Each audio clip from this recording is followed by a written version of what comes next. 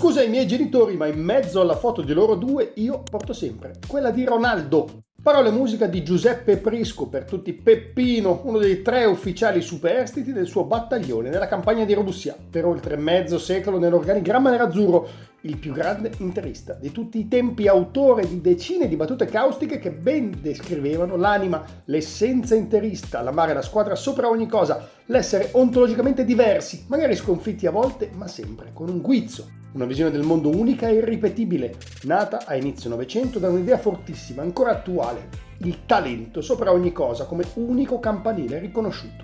Henry Russell Sanders, per tutti i Red, fu uno storico allenatore di football americano negli UCLA Bruins di Los Angeles. Ossessionato dal vincere, nel 1950 parlò a un convegno di professori di educazione fisica. Vincere non è la cosa più importante, disse. Pausa scenica. È l'unica cosa. La frase attraversò l'oceano ed arrivò fino alle orecchie di Giampiero Boniperti, leggendario giocatore e poi dirigente bianconero, che la trovò perfetta per descrivere la Juventus nel suo intento. Vincere in maniera memorabile o vincere a qualunque costo? 2 visioni del mondo semplicemente non conciliabili, quelle di Inter e Juventus. E sabato va in scena, ironia della sorte, nel giorno di San Valentino, la partita tra 2 squadre che amate proprio non si sono mai, anzi, la più grande rivalità della storia del calcio italiano. Il derby d'Italia. Mommy told me I should sing all this paper, but I can't really take it to the grave. And I don't know how long I got, cause the streets are getting hot. And I just feel like I'm 6 feet away, cause I've been getting all this money. Questo è Del Cielo e della Notte, un podcast di Inter prodotto da Intermedia House. Io sono Alessandro Villa e ogni settimana cerco di tracciare insieme a voi il punto sulla mappa del mondo nerazzurro. Oggi siamo qui. Siamo qui e immaginate il più classico violino, che poi si vede solo nei film. Adesso ditemi se siete mai stati a un ristorante con la musica dal vivo. Vabbè, ce la mettiamo comunque. Anzi, crepi l'avarizia, quartetto d'archi, atmosfera intima e un tavolo per 2, vuoto. Sì, perché San Valentino sarà pure la festa degli innamorati, ma molti men in love, per citare l'ultimo libro di Irving Welsh, eppure qualche women in love, sabato 14 febbraio ceneranno verosimilmente con un panino, salamelle e peperoni prima di entrare allo stadio, perché non c'è nessun altro posto dove vorranno e vorrebbero essere che non sia il Meazza per Inter Juventus. Dicevamo di Prisco e della foto di Ronaldo, e forse la più grande istantanea di Inter Juventus è proprio quella del fenomeno. Negli anni il protocollo per l'assegnazione del pallone d'oro, come per altri eventi simili, si è ingigantito. Servizio fotografico, cerimonia di premiazione in grande stile a Parigi, con tutti i premiati. 26 anni fa ricevevi una telefonata dal direttore di France Football, che poi veniva a consegnarti il premio a margine del riscaldamento pre-partita. 4 gennaio 1998 Ronaldo alza il suo primo pallone d'oro al cielo di San Siro, ma è questione di pochi secondi. Vietato distrarsi, c'è Inter-Juventus, in campo ci sono anche Del Piero, Zidane, Djorkaeff e tanti altri. La Juve domina il primo tempo, ma il mondo calcistico di quegli anni si divide nettamente in 2. Chi ha Luis Nazario da Lima, l'Inter, e chi non ce l'ha, il resto del mondo.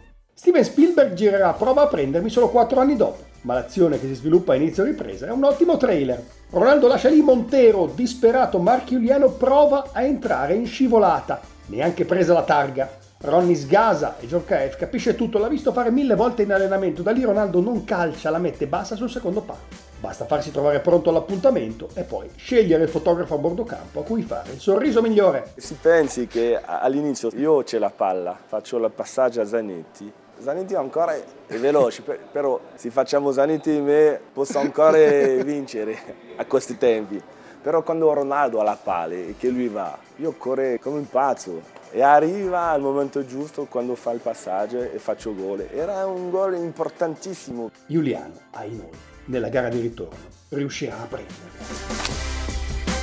Inter Juve è stata anche il teatro di rimonte furibonde, surreali, bellissime, successe a Clarence Seedorf, che un anno aprì la contesa con un gol incredibile battendo Buffon, per poi assistere inerme al ribaltone della Juventus con Trezeguet prima e Tudor poi.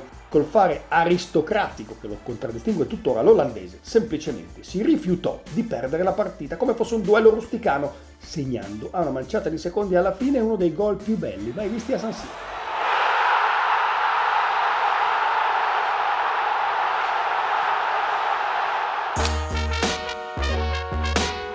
L'anno dopo Inter-Juventus sembra soporifera e si trascina stancamente verso lo 0-0. Il finale però è elettrico. Francesco Coco ingenuamente aggancia Camoranesi in area, Del Piero non sbaglia il rigore, 0-1 sembra finita, ma l'Inter ha ancora un calcio d'angolo e dalla bandierina va il turco Emre Belozoglu.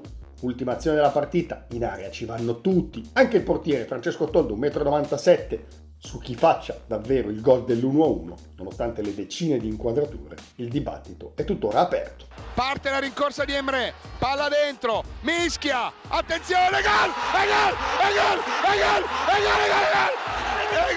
Gol! Ha segnato Toldone, non lo so chi ha segnato! Lo sai che l'ho toccato io? No, non l'hai toccata a te, non c'avevi sensibilità ai piedi di te. Oh, non togli, io te l'ho dato perché dovevi vincere il capocannoniere. Ma l'ho vinto quell'anno, ma è mio. L'ho detto all'inizio della partita. No, ma sai che l'ho vista una settimana fa. L'ho toccata appena prima. Ma non è vero. Perché mentre cascavo ho detto aspettiamo il piede. Comunque è stata una. Comunque l'ho preso io, fantastica. Mai dire mai, insomma, specialmente a Inter-Juventus. Ne sanno qualcosa i tifosi bianconeri che, incauti a 10 minuti dalla fine nel 2004, sopra i 2 gol, cantavano "Tutti a casa, Ale!". Finisce che quasi la perdono, Roberto Mancini rovescia sul tavolo tutto quello che ha e l'all-in paga. Martins e Recoba larghi, Vieri e Adriano centrali, la ditta produce 2 gol in 5 minuti e reclama anche un rigore.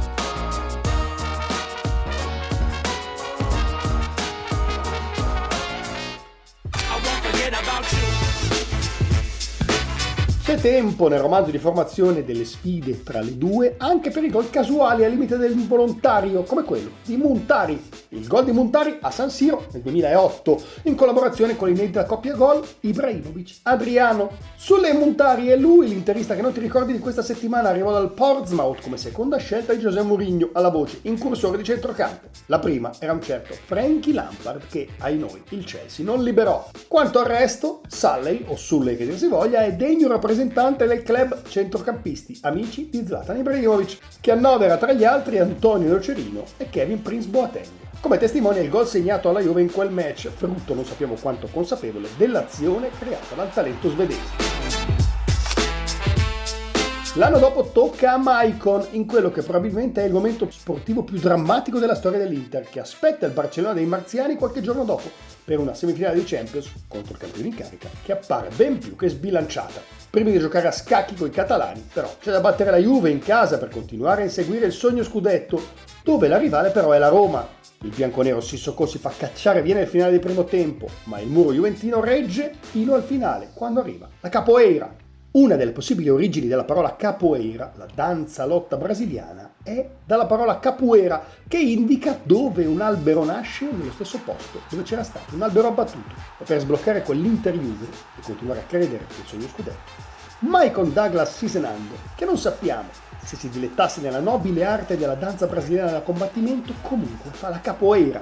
Stoppa un pallone respinto dalla difesa della Juve, un palleggio a eludere il disperato tentativo di Amauri, un altro stop di Coche senza mai far cadere il pallone, che a un certo punto però sembra stia per rimbalzare sul terreno. È a quel punto che Maicon lo colpisce quasi con un calcio volante, una mossa da capoeira. La palla schizza via verso un punto preciso. Buffon in porta lo ha capito, ma non può arrivarci. È l'incrocio dei pali. Ed è la storia di un altro dei più bei gol mai visti a San Siro. In panchina nei bianconeri c'era Alberto Zaccheroni, che ha allenato anche l'Inter, per una breve parentesi. E sui pochi mesi in nerazzurro il tecnico di Cesenatico le cose migliori le ha fatte, curiosamente proprio contro i bianconeri, battendoli sia a Torino 1-3, che a San Siro un 3-2 con Vieri, Martins e Stankovic a seguito. Non sempre però sono gli allenatori migliori a incidere in Inter-Juventus. A Roberto Mancini in 4 tentativi non è mai riuscito di vincere la supersfida in campionato, mentre a Frank de Boer, non proprio nell'Hall-of-Fame interista, la magia riuscì al primo e unico colpo, nonostante la sproporzione tra le due rose fosse al momento evidente. La Juve era nel pieno del proprio ciclo vincente a settembre del 2016, l'Inter al secondo cambio di proprietà in pochi anni cercava gli uomini da cui ripartire. La differenza di cilindrata sembrò ulteriormente suggellata dal vantaggio bianconero a firma Lichtsteiner, eppure nell'Inter scattò qualcosa. Merito di Mauro Icardi, che si levò qualche sassolino andando prima a segnare un gol magnifico di testa di corner di Banega, poi a creare un fantastico assist per Ivan Perisic, che di testa firmò il sorpasso. Ivan Perisic, uno che i gol alla Juve ha continuato a farli sempre.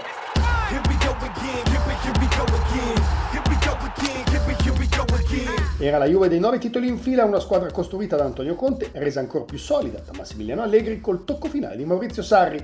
Per vincere lo scudetto in questo paese bisogna quasi sempre fare i conti con la Juventus. Lo sapeva l'Inter del 2020-21 che aveva il compito di scalzare i bianconeri dal trono. Mica facile però, era la Juve di Cristiano Ronaldo e di Federico Chiesa, di Bonucci e Chiellini, di Morata e di Rabiot. Si giocava a San Siro a porte chiuse per effetto del Covid-19 e gli stadi vuoti amplificavano voci e gesti dei calciatori. Nel riscaldamento Arturo Vidal sembrò, nel salutare un ex compagno, baciare lo stemma della Juventus. Nemmeno il tempo del veder montare la polemica social che l'Inter passò grazie proprio al cileno che di testa regalò ai nerazzurri il vantaggio. Il definitivo 2-0 che dette un bel pezzo di scudetto all'Inter fu grazie al lancio di bastoni per Barella, una giocata che avremmo visto codificata molte altre volte, e alla freddezza del centrocampista sardo nell'infilare Szczęsny per il raddoppio. La Juventus non si rialzò più e risulta tuttora impegnata nella difficile operazione di ricambio generazionale a ciclo vincente terminato, processo che passò anche per la restaurazione dell'Allegri bis, col livornese che però dovette, anche lui, chinarsi all'Inter trittatutto della seconda stella. Il gol non ebbe proprio una firma d'autore, autorete di Gatti, ma certificò comunque una superiorità interista indiscutibile in quella stagione. L'anno successivo uscì un pazzo 4-4 sulla ruota di San Siro che non bastò a Thiago Motta per tenersi la panchina, e così accade anche al suo successore Igor Tudor, che addirittura pure ha vinto l'andata a Torino, il big match dello scorso settembre. Vincere è l'unica cosa che conta, ma in casa Juventus non accade da 6 anni in campionato, 7 contando questa stagione. La differenza però sembra essere, rispetto al recente passato, la scelta del tecnico, uno che se non vince quantomeno crea le condizioni necessarie per farlo. Luciano Spalletti, l'uomo che aveva avviato di fatto il ciclo interista riportando l'Inter in Champions League prima che Conte la riportasse allo scudetto. In bianconero il toscano di Certaldo ha riportato ordine e giocatori chiave, rivitalizzando qualche oggetto misterioso, vedi Kelly. Ha riportato il centro del villaggio qualcuno che sembrava ai margini del progetto, vedi McKennie, il suo Perrotta Vessino, il grimaldello con cui aprire le difese avversarie. Per ora soltanto Koop Meiners sembra refrattario alla cura, ma con Spalletti mai dire mai. All'Inter regalò una seconda carriera a Marcelo Brozovic, inventandoselo regista, lui che ciondolava, a volte anche fisicamente, tra il ruolo di esterno e quello di trequartista. Ora Spalletti torna a San Siro e se è tardi per credere nello scudetto, per i bianconeri è ancora apertissima la corsa Champions. Viceversa l'Inter, spietata con le medio-piccole, ultimo esempio la manita di Reggio Emilia, sta cercando il pass forse definitivo per la corsa a scudetto. Una vittoria in un big match sbloccherebbe anche mentalmente i nerazzurri, rendendoli più leggeri in vista dei 3 mesi che decideranno la stagione. Cristian Chivu, che di Spalletti è stato allievo prima di sbarcare in nerazzurro, lo sa. L'unica certezza è che l'Inter sabato sera soffrirà. Negli ultimi 42 anni in campionato, 80 partite, vittorie con più di un gol di scarto, 5. Vittorie con più di 2 gol di scarto, nessuna. Insomma, sabato sera è San Valentino, ma molti tavoli da 2 rimarranno vuoti. Chi è innamorato davvero sarà a San Siro, col cuore in gola.